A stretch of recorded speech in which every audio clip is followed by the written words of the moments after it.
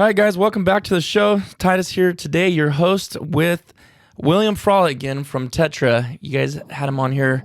We talked about it before, talking about losing your hearing and shooting guns all the time and loud noises make you get Alzheimer's. So you'll have to go check that episode out yourself. But before we get started, just want to remind you guys of people that are sponsoring this podcast today. We got Canuba. You know, the dog food that I feed Rocky, 30%, 20% blend of protein and fats, and it's got all the glucosamine and chondroitin in it, which is great for the joints. Also a heavy shot. We want to say a big thank you to them for supporting us. And also today, and I haven't even put this out on the podcast as far as I know, and that is Tetra.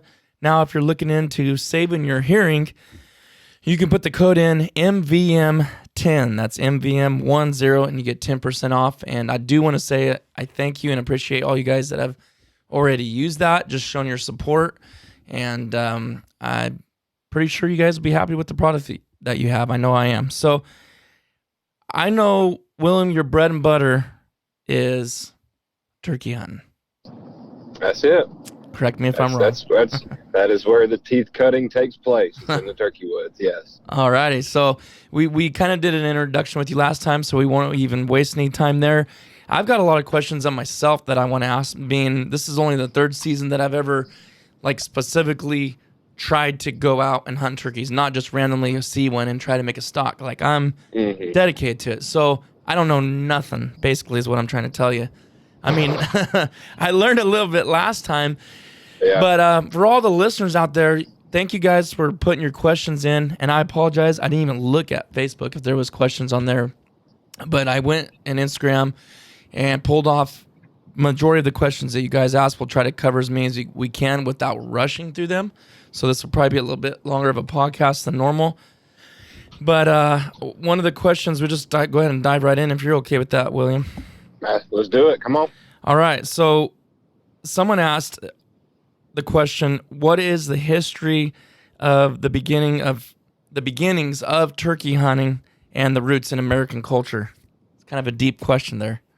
Goodness gracious. All right. We'll come out with the haymaker first. Okay. Well, I mean, that's a lot to unpack. Okay.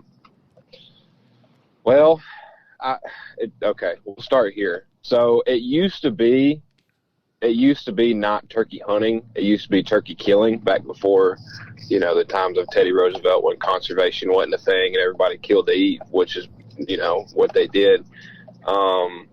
That led all the way into the post-World War II, into the 50s, I would say, especially in the South.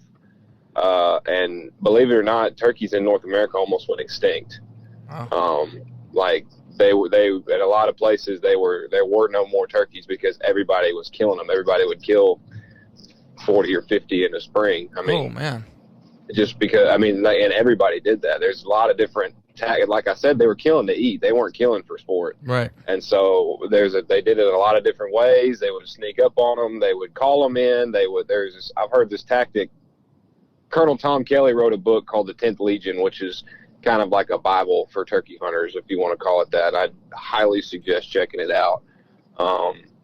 But he talks about a tactic that people used to use in turkey hunting is they used to get in a ditch, and in the ditch going out and towards the field or the woods or something, they would dig like a 6-inch to a foot hole and fill it with corn. And they would let it sit there for a few days, and then they would go get in the ditch. And when turkeys would come and start eating out of the corn, their heads would line up in the trench. And so you take one shot, you kill a dozen turkeys. Oh, wow. You were fed for a little bit. And so that's what they used to call trenching. And that, obviously, that would take a toll on the turkey population. But the saving grace for the turkeys was the NWTF. They came into existence in the early 70s, I believe, and they started really pushing for conservation for turkeys, and they have done a tremendous job in saving the turkey population and reintroducing it in a lot of different states.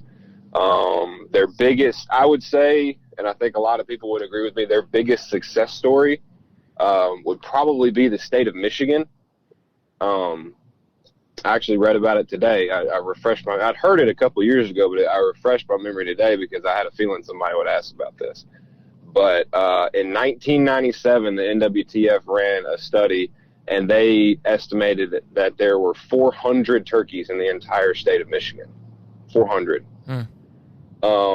And in 2017, I believe, there was an estimated, it was over 250,000. I want to say it was around 300,000 turkeys in 23 years. Wow. Or I guess at the time it would have been 20 years. And New Mexico, there used to be no turkeys in New Mexico. NWTF brought them back. Even in the Southeast, where there's a lot of turkeys, they did a lot in Mississippi and a lot in Alabama and a lot in Tennessee, in my home state, that they've done a lot to revitalize the turkey population. And so there's bringing a species from near extinction to an estimated 7 million turkeys in the U.S. Is a feat in and of itself. I've been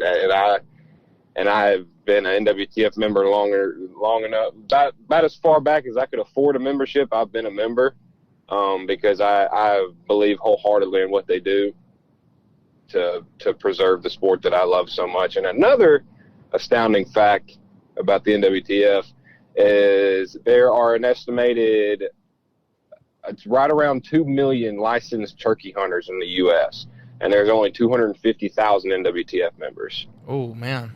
That's not good numbers.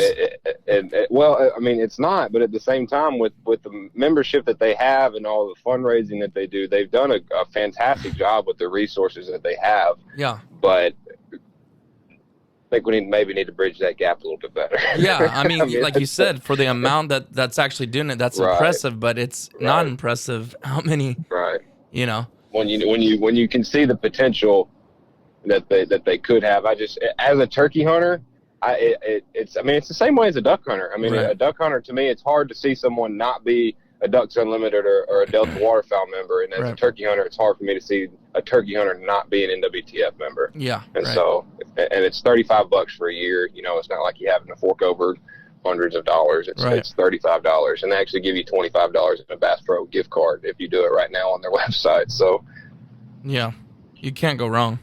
You have no excuse. Go do it. Well, you're challenging me. You're challenging me to do it, so I'll go sign up today when I get done with your. Like you said, I've always been a part of Ducks Unlimited, Delta Waterfowl, and Cal Waterfowl, but that's where I've always invested my time. So I'm trying to make excuses, is what I'm saying. But no, that was great. That was very interesting information. I'm sure we could spend a ton of time on that alone. Just so you said that book was the 10th Legend? 10th Legion, yeah. 10th Legion. It's a collector's item at this point. I mean, unless you buy the audio book, you're going to be looking at probably spending $60 or $70 to get a copy of it. Wow. It's a fantastic book. Okay. It's an amazing book. It's not a big book. It's maybe 100, 150 pages, but I mean, it's another good book is the Ballad of a Turkey Hunter. I don't know if you've been on Instagram recently and seen the Spring Legion. I don't know if you've ever heard of them. They're based out of Mississippi. The guy that founded that wrote a book, and I just got done reading it, and it was amazing. It's on Amazon. It was like $12 or something like that. Okay. So check that out. I'm not much of a reader. A lot of people don't think I can read, but I'll read books if they're about turkeys. So yeah, I totally know what you mean. I do like to read, but I don't take the time like I used to when I was younger to read. So yeah, I need to start. I've been. I just set a goal. Hey, these 5 books I'm going to read this year. I know that don't sound like much, but it's better than what I was doing the last several years. So yeah. All right. So this is a question I had, and actually the listeners had too. Because let me give a little preface to this. So the question is, at what point do you move spots? And so my preface to that is that's why I like duck hunting, because it's a fast paced, like a lot of times I won't move spots a lot in duck hunting unless I see birds landing somewhere. So I understand you got to sit there, but on turkey hunting, let me think of the right word. The allure of chasing them down is so strong in me. Like, okay, they're gobbling over there 150 yards away, and I think I can just make a stock on him, and I think I can get closer to him. That's just me feeling that urge and not really knowing what I'm doing. So, Right. but what the funny thing, what happened to me last year is I was sitting by this tree, and we had been calling at these couple gobblers that were a couple hundred yards away, and they wouldn't budge. They already had some hens. It was first thing in the morning, and we sat there for like 30 minutes. I got impatient. I'm like, they're not going to move in. Let's just go. We'll come back later. Well, we end up driving back right by the tree that we were sitting by, and there was two toms literally standing 10 yards from it about an hour and a half later. And I thought to myself, if I would have just waited, and I've been watching guys, how they stayed 2.5 hours. I'm like, man, I mean, if that's what works, I'll do it. But I want to know why and when. Like, at what point do you know, okay, it's time to pick it up and move? Yeah. So that's actually, people that will stay put 2.5 hours are either one or two people. One, they're either going to sit there and deer hunt them, like wait for them to walk by, maybe call every now and then, and they got decoys set out. Or two, they hunted with my dad. My dad it's a very old school tactic. Okay. A lot of old school turkey hunters say that if you yelp 3 times and he gobbles at you, he knows you're there and he will be there eventually. He could be there. He could be there right now. He could be there at lunchtime. It really and truly, the only definitive answer that I have for that question is it depends. It really does depend on what mood he's in. I can go both ways. I can sit and stay put for a couple hours and wait for him to come if I think he's coming, or if I think he's going somewhere else, I'm going to him. So I'm not the greatest turkey caller in the world, but in terms of aggression, in terms of level of aggression, I make up for it in the way that I cover ground. I'm by no means a world champion. I can make turkey sounds. I'm good enough to kill a turkey, but I'm not good enough to grace the stage at the Grand National Champions. I can promise you that. Yeah. But like I said, I know that I'm not going to be able to sweet talk one as effectively as one potentially could. And so instead of having him cover the ground, I'm going to cover the ground. And so if I know that he's not coming, or if I have a pretty damn good guess that he's not coming, I'm going to go to him, if that makes sense. So it really depends. Okay, if he's hot and bothered and he likes what I'm saying to him, and I can tell that he's getting closer and closer, I'm going to be planted right where I'm at. But if he's gobbling, walking away from me, or if I know he's got hens and the hens are taking him somewhere else, I'm going to go try and come home. You are going to move in? Yes. Okay. Maybe not necessarily move in, but reposition in a way that I could maybe change the way that he could come to me, or quite literally get in between of him and where he's going. Okay. That makes some more sense to me, because I'm thinking like just going a direct line at them, but you're thinking more like, okay, if they're working away from me, I'm going to swing way out around and get in their line of direction. Right. Okay. Right. I know that sounds common sense when I say it now, but I don't think about that in the field, not having experience, Right. Yeah. And that's the thing is you can't make a turkey do anything. Right. The only thing you can make a turkey do is run the other way. Will Primos has said it best. What's a turkey got to do? He ain't got a time clock. He ain't got dentist appointments. He ain't got a hot date.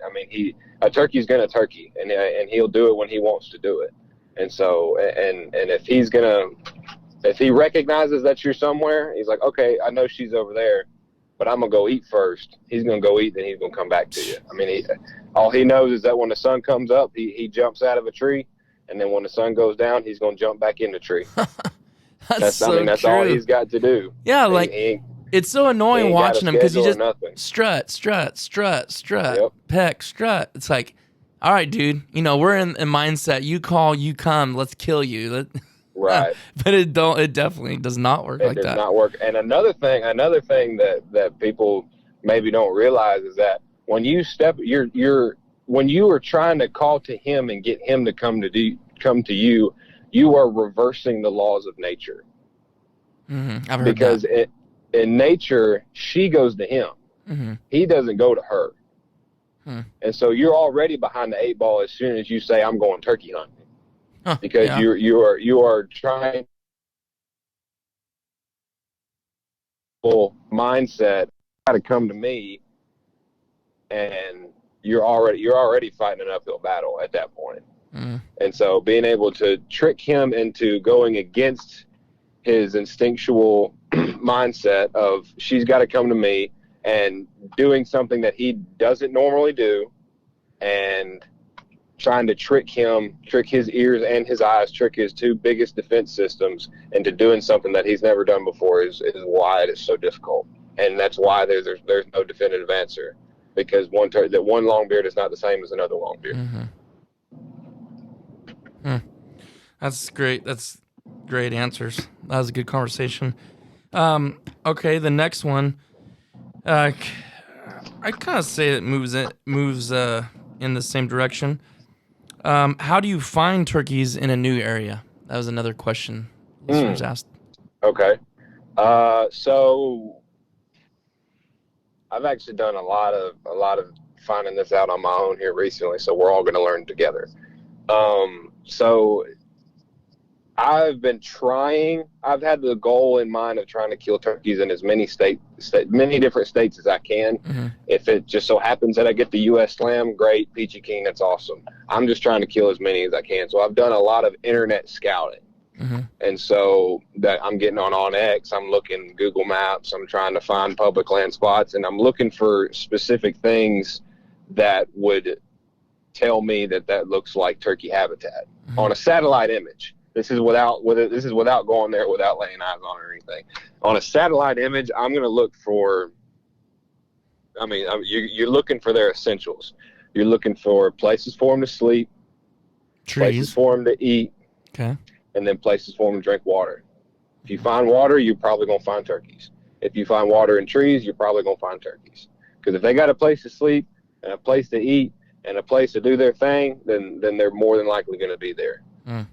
Another thing that is kind of hard to judge on a satellite image is nesting habitat, because they like to nest in real thick stuff so that, nothing can find them while they're sitting on their eggs and all that.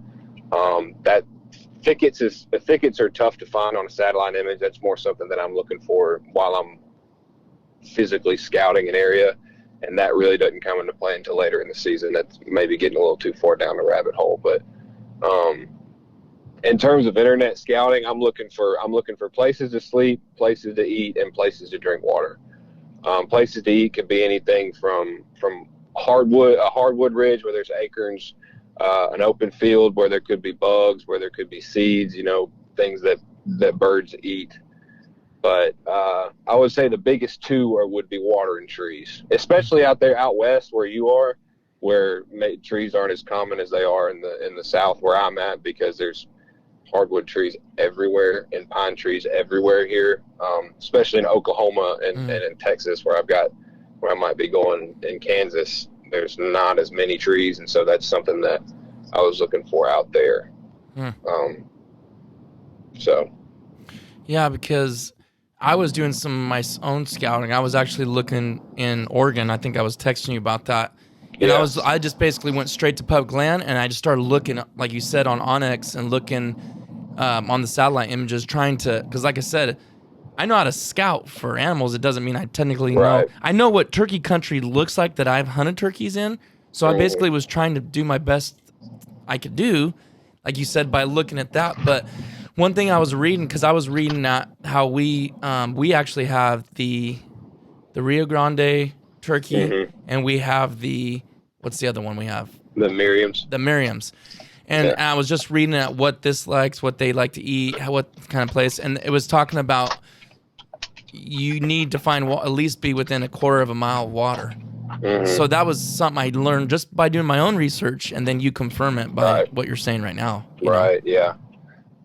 So that I would cover that as internet scouting if you're not at a place financially or freedom wise that you can go across state lines and go try places that you've never done before, which I highly recommend. It's a lot of fun going and hunting places you never hunted before. Yep. Whether it's for turkey or for deer or for ducks or whatever, it's really cool to go see new country.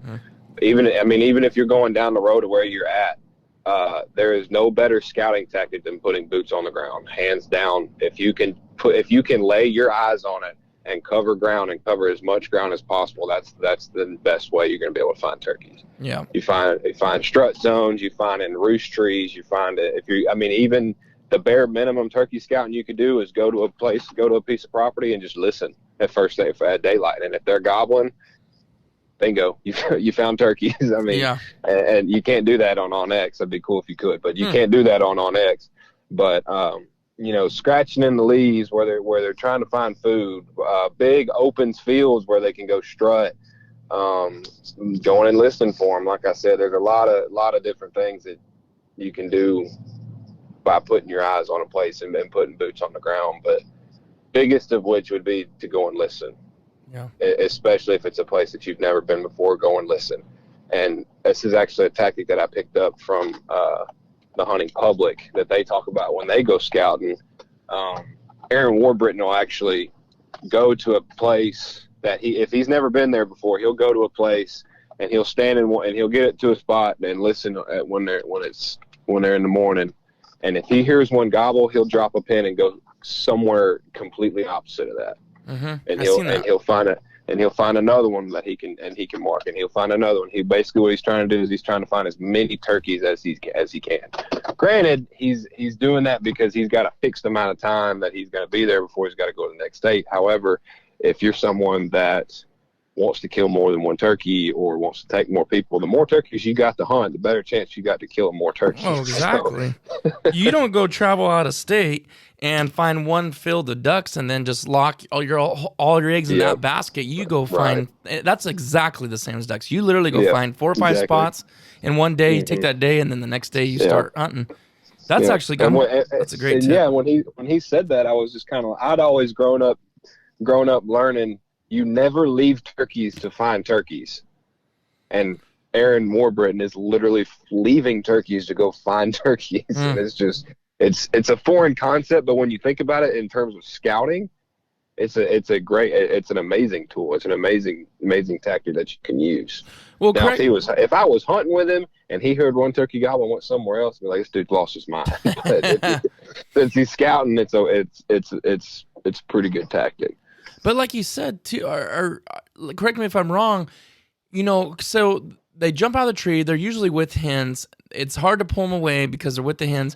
And later that morning when the hens go nest, that's another great opportunity, right, to do some damage.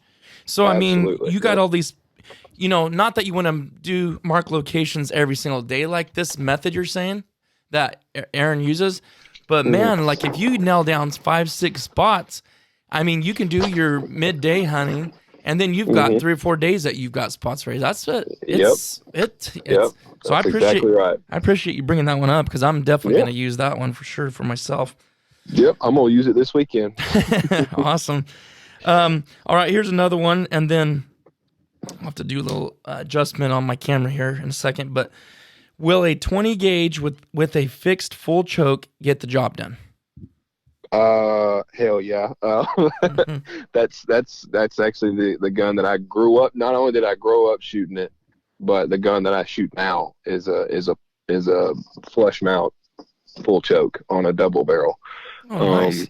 And so, I mean, I will say I shoot a Jeb's choke out of my girlfriend's shotgun, and that is a mean SOB. I've shot an Indian Creek out of my 12 gauge, and that is a mean choke. You don't need a big. It certainly helps to have an extended choke like that, a real tight constriction. It certainly helps. It'll saw one's head off. But I've also killed a good number of turkeys using a fixed full, a fixed modified, the flush mount full. I've got my double barrel killed 3 last year. It's all about where you put it and how close he is. And now a lot of it has to do with the shell that you use. But I mean, I got bit by the tungsten bug 2 years ago, and I'm never letting go of it. I mean, I know it's expensive. Are you using the TSS? Oh yeah. Yeah, the I full went 18. to the Federal. Yeah. Before Federal came out with their TSS, actually. And I still use this in my 12 gauge heavy shot Magnum blend. Yeah, I'm looking at it. I'm looking at it in my closet right now. The heavy shot Magnum blend in a 3 or 3.5 will flat saw one's head off. It's done it countless times for me. But with this new tungsten craze that's come out with 20 gauges, and my girlfriend's got a SX4 20 gauge, and then I've got my Stoger double barrel. That's a 20 gauge, and it's just, I mean, it does it. It certainly gets the job done. Yeah. What do you think they're effective out to? I know people will wonder that and ask that in their minds. I mean, I know that's all about being ethical and stuff like that, so I don't really like asking that question, but I also don't want people trying it out too far either. You know what I mean? Yeah, right. Yeah. I mean, when I was a kid, turkey hunting, my dad would tan my hide if he found out that I shot at a turkey over 35 or 40 yards. Mm-hmm. Two of the turkeys that I saw die last year died at 45 yards, and they were both with a 20 gauge. And I'm not talking about like one single pellet hit the right spot at the right time. I'm talking about he hit the ground and didn't move, which is something that my dad grew up old school turkey hunting, so that's what I was taught, right? And that's still Ain't the way nothing wrong with that. No, absolutely not. And what I always taught is if you shot one and he hit the ground, you get up and you run to him and you put his foot on his head.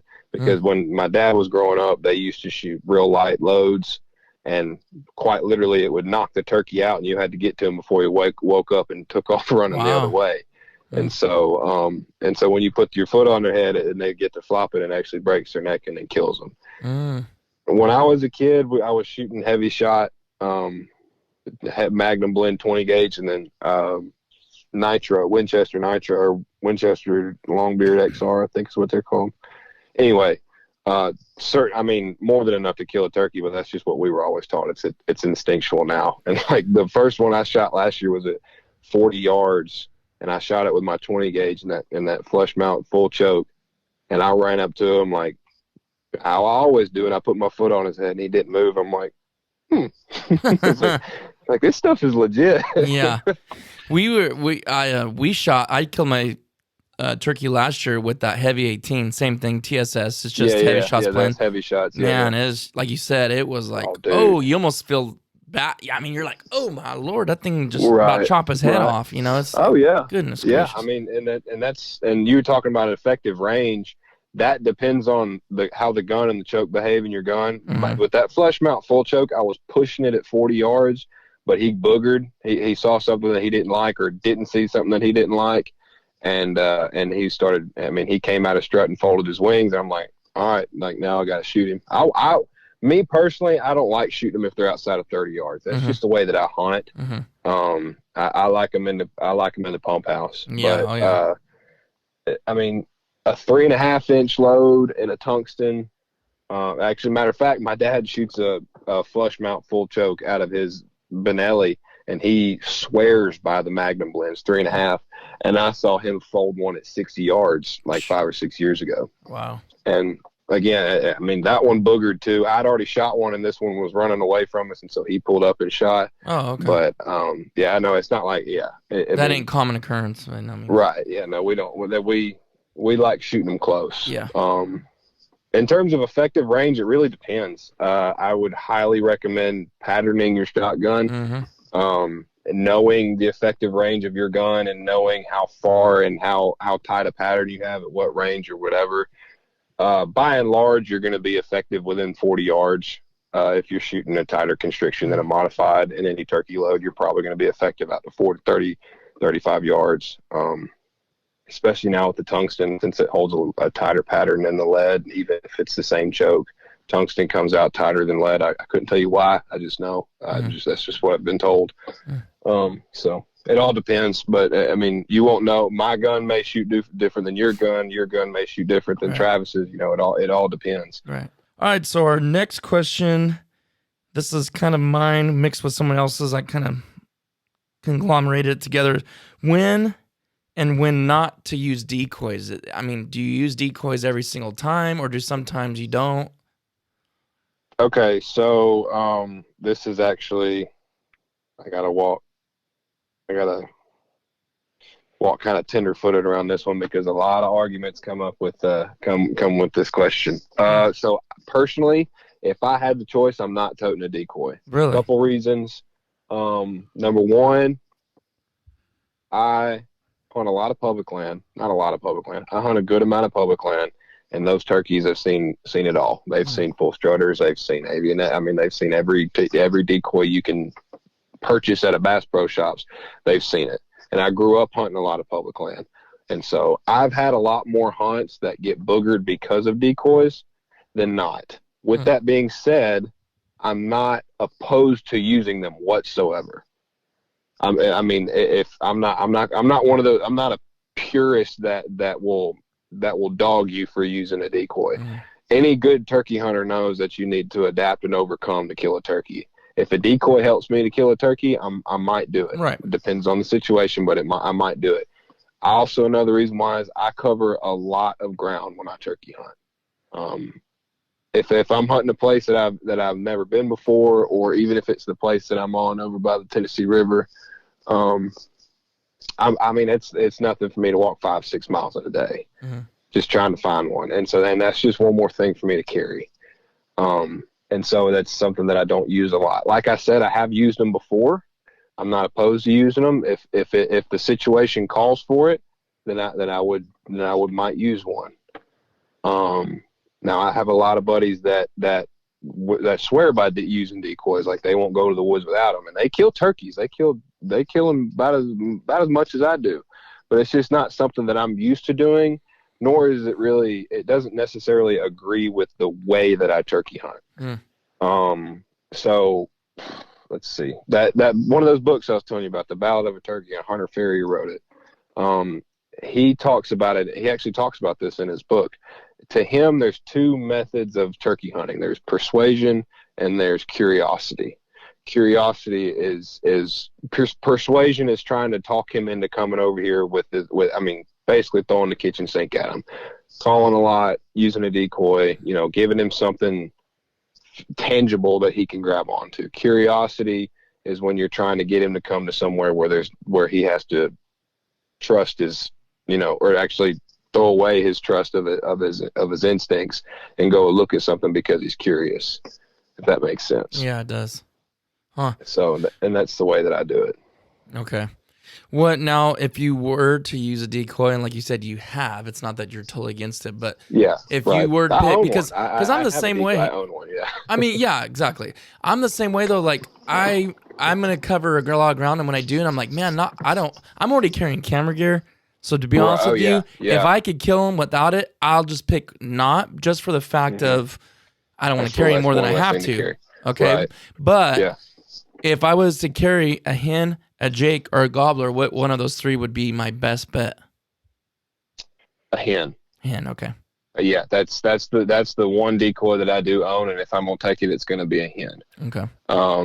I've never been a big fan of jake decoys or gobbler decoys, because the times that I have used them, a hunt has been boogered because of decoys more than it has been boogered not because of decoys. I'll give you a prime example of this.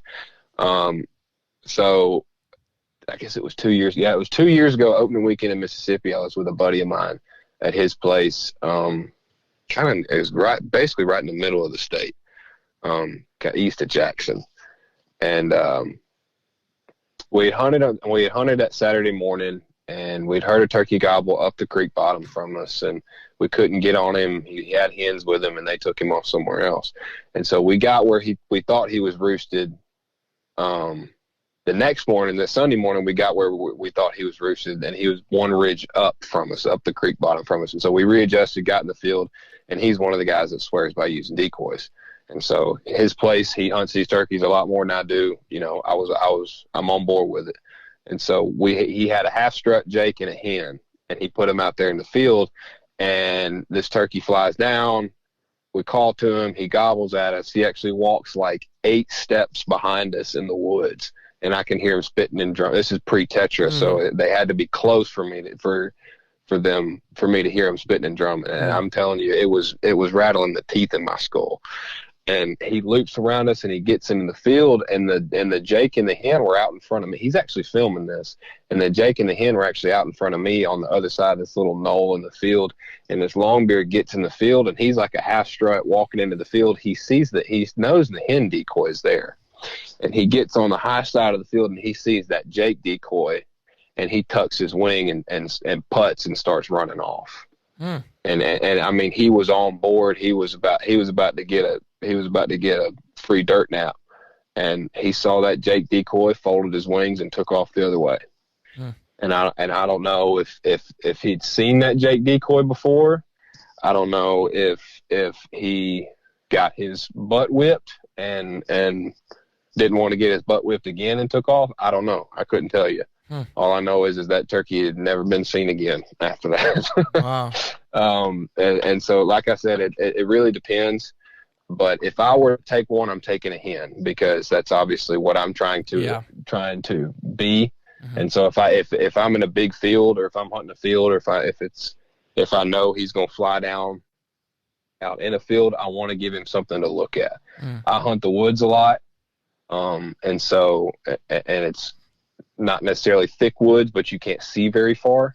And so there's really no need for me to have a decoy, because if he can see where I would put the decoy, he's in range. Right. And so there's really no use for a decoy in the woods. But if I'm hunting a field, actually, matter of fact, one of my buddies that I'm on this lease with in West Tennessee, the first turkey he shot 2 years ago, we actually had 3 decoys out, and it was in a blind in a field with 3 decoys out.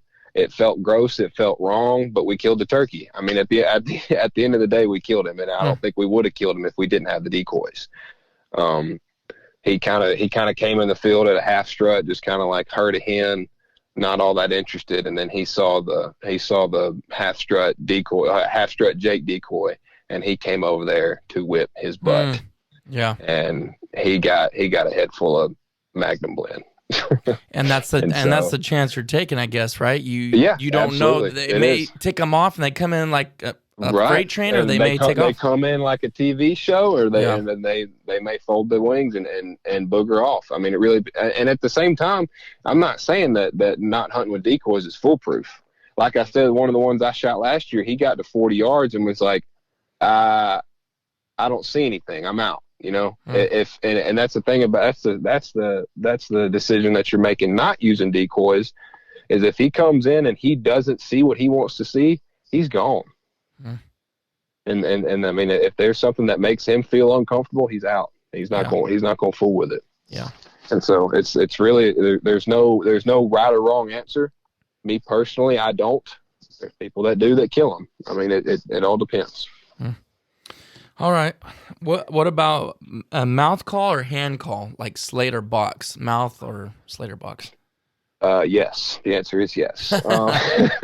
It depends. I mean, it's another one of those. It depends. My go-to is going to be a mouth call. It used to not be that way. I used to not be able to use one. It wasn't until probably within the last 4 or 5 years that I really started to learn how to use one. I use a houndstooth game call. It's the KB hen. It is one of the cleanest, most turkey-like mouth calls I've ever used in my life. It's amazing. It's a batwing cut. It's my favorite cut. Another good call company is 18 Feathers. It was started by a buddy of mine. He lives in East Tennessee, but the company is based in South Alabama. Weston Bryan, he's an outdoor photographer, and he does amazing work. And I got a couple of his calls, and they sound amazing too. I like it because it's hands-free. Yeah. If he's coming in close, I don't want to have to worry about balancing a gun on my knee and my shoulder while I'm running a box call or running the slate call. I want to be able to have both hands on the gun, head on the stock, ready to go if he comes in. And so if I need to cluck, or if I need to cut to get him to pick his head up, or to get him to cover those last 10 or 15 yards, then I can do it with my head on the gun without having to take my hands off of it. With that being said, like I was talking about before, I'm not that great on a mouth call.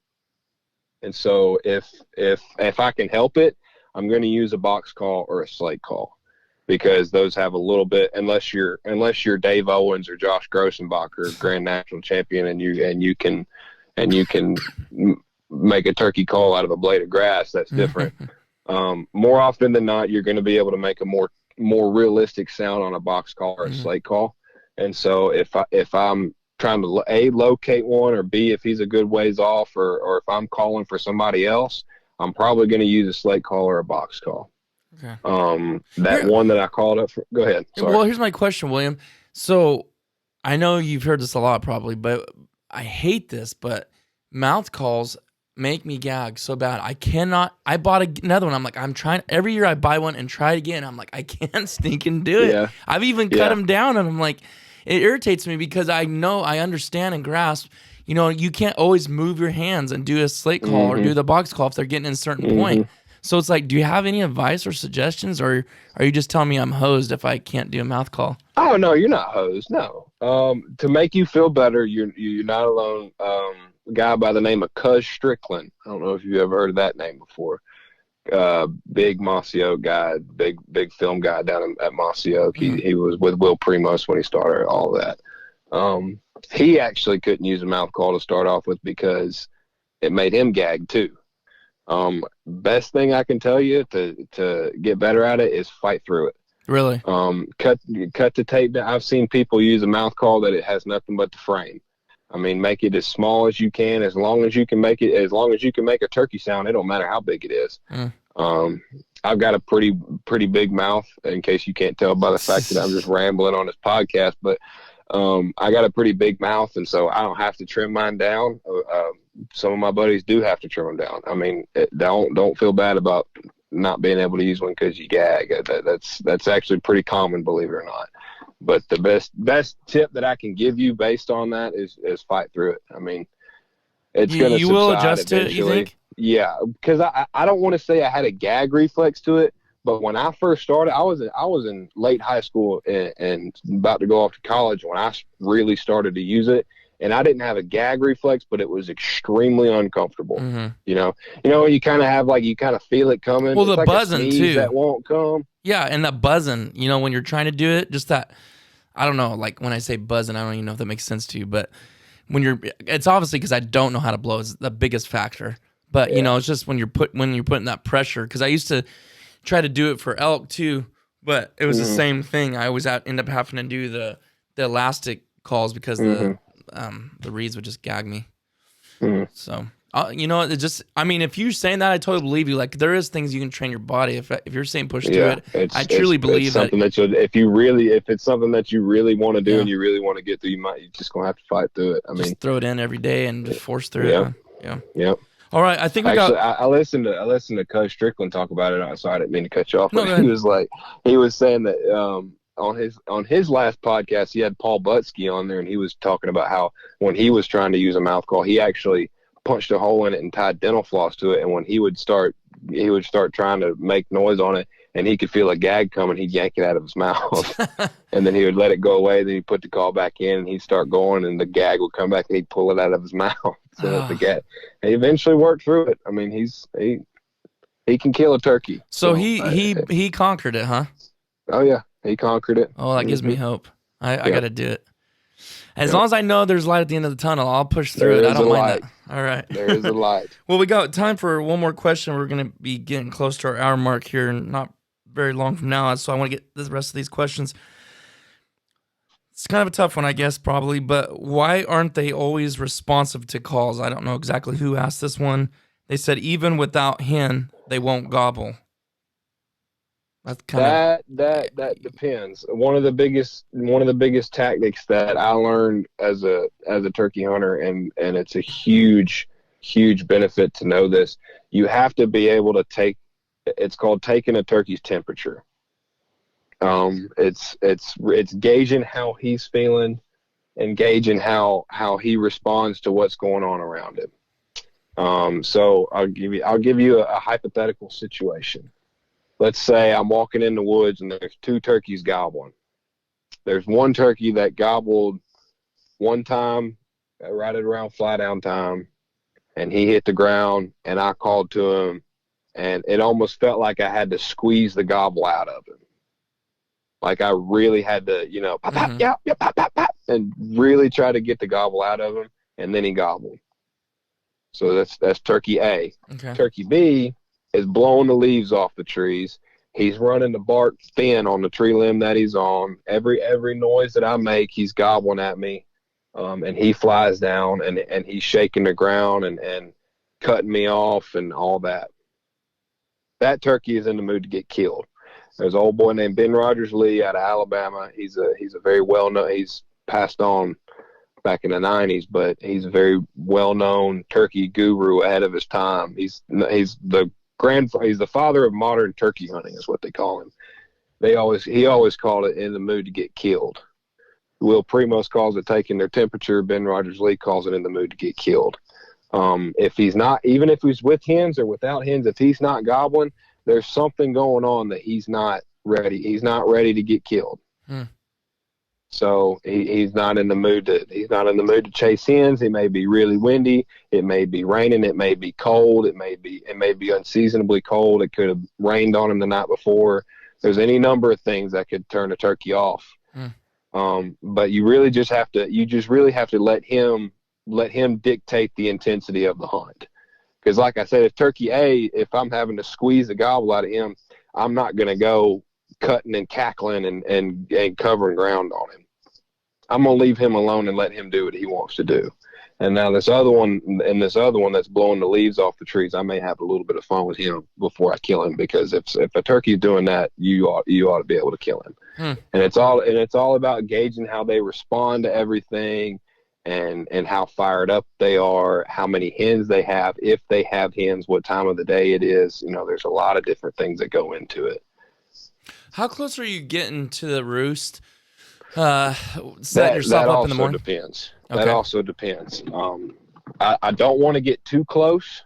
If I know where he's at, like if I know the exact tree that he's in, I might push the envelope and get in there real early. If I feel like that he's going to go, if he's got a field that he's going to that I can't, that's on private land or that's off of my property or whatever, if I know he's going there, I'm probably going to get a little aggressive in my setup. More often than not, I don't roost turkeys. It's not necessarily something that I don't like to do. It's just that I just never do it. If more often than not, I'm just going to go in the woods and just listen. I may know where the general area one's going to be, but very rarely do I know the exact tree that one is in. And if I'm just going in there blind, I don't know if there's any turkeys and there's one gobbling, I'll probably get as close as I feel comfortable, that I don't feel like I'm going to spook him. You're saying if you don't know what tree he's in? Right. Okay, because I'm not asking. Let's say, for instance, I go to Kentucky in April, and I go to a block of woods and that I've never been to before, and I hear one gobble. There's a lot of people that won't get anywhere within 300 yards of him, that they'll let him fly down and let him do his thing. I like to get a little bit closer. Like I said, about 200, 150 yards, close enough where I feel like I'm in his wheelhouse, but I'm not going to spook him. I'm not going to blow him off the tree limb. Okay. But it all depends. I accidentally got within like 60 yards of one last year. I don't know how we did it. We ended up killing him by the grace of God. I mean, that's actually, if we got time, I'd love to tell you this story, because this is an amazing story. We got 7 minutes. Can you pull it off? We'll cap it up. Well, I can do it in 7 minutes. All okay. Right. So there's this guy that I go to church with, and he has 2 boys, and they're big duck hunters. They're big bass fishermen, big deer hunters. They're not really big turkey hunters.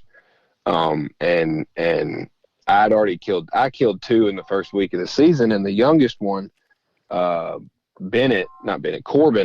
messaged me on Instagram and said, I want to go turkey hunting with a professional turkey hunter. And I was like, well, I'm no professional, but I'd love to take you, Corbin. And so I called his dad, and I was like, hey, like, I want it. Let's get Bennett and Corbin in the turkey woods. He's like, all right, cool, let's do it. He said, Bennett's up first, because Bennett's the middle one. Braden's the oldest. He killed one. Bennett's the middle. He hadn't killed one yet. So Bennett's first, then it's Corbin. And so we go to one of John's pieces of property that they deer hunt at, and they'd never turkey hunted there. He don't even know if turkeys exist on this property. And it's like mid-40s, windy. It had rained the whole day before, like less than ideal turkey hunting conditions. And Bennett and Corbin are getting ready on the other side of the truck, and I grabbed John, and I'm like, hey, like, this is not really great not really great weather situation for a turkey hunt. And he's like, I'm like, we may not hear anything. We may not see anything, even if there are turkeys here. Like, we might just be walking through the woods today. And he's like, no, that's fine. We're just happy to be here. I'm like, that's cool. That's the exact mentality that we need to have on a day like today, because we might be getting breakfast in an hour. We walk out in this cow pasture, and we're just sitting there talking and whatever. And one gobble is like 150 yards from us, right inside the tree line of the cow pasture that we're in. It's a big, like 10-acre cow pasture. And I'm like, oh, we got to go. Like, we got to get in his wheelhouse, because we're standing in the middle of a cow field, and I'm sure that he can see us. And so we book it to the tree line. We cross, like I said, the wind's blowing decent, probably 15 miles an hour. And wind's blowing. We get in the woods. We cross the fence. We get set up. I got Bennett sitting next to me, and Corbin and John are like 20 yards behind us. And, this is the turkey just gobbled to one time. And I'm like, I wonder how close we are. And about that time, he gobbled like 50 yards from us. And I'm like, oh, no, we got way too close. And I don't know how. He's in the tree, Roost tree still? He's still in the tree. Yeah, he's still in the tree. This is the second time he's gobbled. And I'm like, oh, we got way too close to him. Like, I can hear him spitting and drumming in the tree. And I can hear him walking. And I could hear him strutting. He could go into strut and come out of strut, thanks to my Tetra amp pods. But anyway, I could hear him spitting and drumming and rubbing the bark off the tree and gobbling. I mean, shaking the fibers of your soul when he gobbles, like in the mood to get killed kind of turkey. And I'm like, I can't call to him. This is another thing. If you call too much to a turkey on the tree, he'll sit there and wait for you to walk up to him. Because like I said, like I was talking about before, it's natural for the hen to go to him. Okay. And so if I'm calling too much while he's on the limb, he's going to sit there and wait for a hen to walk up. He ain't going to fly down. But you do got to let him know you're there, right? Correct. At some point. That's another thing. That's another thing the old school turkey hunters do. My dad will never call to a turkey on a tree limb. Me, I like to let him know that I'm there. Okay. I don't like to go over the top. I like to cluck, tree up a couple of times, and if it's getting close to fly down and he flies down, I'm going to fly down. I'm going to fly down, cackle. I carry a wing with me, and I'll slap the tree, slap my leg, whatever. Speaking of the turkey wing, that's another amazing call. If you ever kill a turkey, cut the end of his wings off, like the last 5 or 6 feathers, tie a piece of paracord to it, and that's an amazing turkey call. Really? It just in terms of realism, scratching in the leaves. Just make it sound like a turkey flying down. If a hen stretches her wings and kind of, rubs it on the ground, rubs it on the trees around her, whatever. And so, like I was saying, back to the story before I run down the rabbit hole too fast. So we're 50 yards from this turkey. He is gobbling his head off. Bennett is just coming unglued that this is the first turkey hunt he's ever been on, and this turkey is like 50 yards from us and knocking the hat off his head. And I'm like, well, I can't call to him because he's just going to sit there and wait for me to walk up. And so this is another tip that Will Primos told me at an old turkey show one time when I was a kid about the wing. He said, if you're ever too close to a turkey on a tree, he said, take that wing and rub it up against the tree behind you, because it sounds like a hen waking up and stretching her wings. And, like I said, it just adds an element of realism to it. And so I take that wing and I kind of gently rub it against the tree behind me. And no sooner did I set it down, this turkey comes kamikaze through the trees and lands 20 yards from us. Oh, my word. And he's looking for us. And I'm like, Bennett, do you see him? He goes, yeah. I said, kill him. And he made that turkey do a backflip, and we started hooping and hollering, and it's that's just awesome. I mean, oh man, that's cool. We got done celebrating. I said, Bennett, I've been turkey hunting a long, long time. This is the first time this has ever happened, so don't get used to that. This kid's just first that little hunt, brushing of the feathers on that. I did it. I hit it twice, set the wing down, and he came busting through the trees. What in the That's world? All it took. That turkey was in the mood to get killed. Good grief. Yep. So you just raked it on that tree. As light as I could do it. What in the world? See, I've went. Jeff Bryant is Travis's brother-in-law. And he's a turkey fanatic. He's been on the podcast too, and I've been out with him where he is barely when he's doing a slate call. I'm talking. Doot, doot. Yep. I mean, like, I'm like Yep. thinking, Jeff, there ain't no way that cotton picker is gonna hear anything you're doing right now. Like, it was so light, and they'd respond, and they'd be 300 yards away. I'm like, what in the world? Yep. These things must have ears like. Oh, like you would not believe. That's tough, man. That's tough. Oh yeah. Wow, that's awesome. Well, Yep. that was a great story. They got me pumped up. That was a good story to end on. You're definitely, dude, gonna have to come back on. I'd kind of like to do. I don't know when your first turkey hunt is this year, but we need to get you on kind of not mid-season, but throughout the season. Come on, and we can rehash some stories and see how things are going, and and stay up to date. Yeah. So my first official hunt, I'm taking Corbin, the youngest son. So Bennett's younger brother. We're going on the Tennessee Juvenile Weekend, which is the 27th. I'm taking him and John again. Oh, nice. That's the first official on the calendar hunt. Okay. I might get to go to Mississippi. I might get to go hunt Alabama. But the first one for sure that I have is the last weekend of March for the juvenile hunt here, and then that's next our weekend, opener too. Yeah, and then the next weekend, April 3rd, Tennessee comes in. I'm gonna be hunting like a God knows how many. And then Kentucky rolls in a couple weekends after that. I'm going to Kentucky. I might go to, like I said, to Texas and Oklahoma. I'm going to Arkansas. Like, oh man. Your job's probably pretty good with that too. I'm not going to sleep tonight. I'm not going to sleep tonight. I'm way too excited for something that's coming in a month. I appreciate it. Oh man, it's not a month. It's a little over 3 weeks. Let's just look at it like that. Like, you're right. 26 days in a week, or no, 25. Right. So we're getting close, man. It's not too far away. Yeah. So all right, man. Well, let's stay in touch, and we look forward to having you back on the show again. We'll have some good conversations. Dude. I got stories for days, man. I got stories. We're loving to listen to good ones and bad ones. Yep. All right, guys. Well, thanks for listening in today. And this was William Frawley, one of the Tetra guys, and we're looking forward to having him back on the show. And thank you guys for listening today. We'll see you on the next one.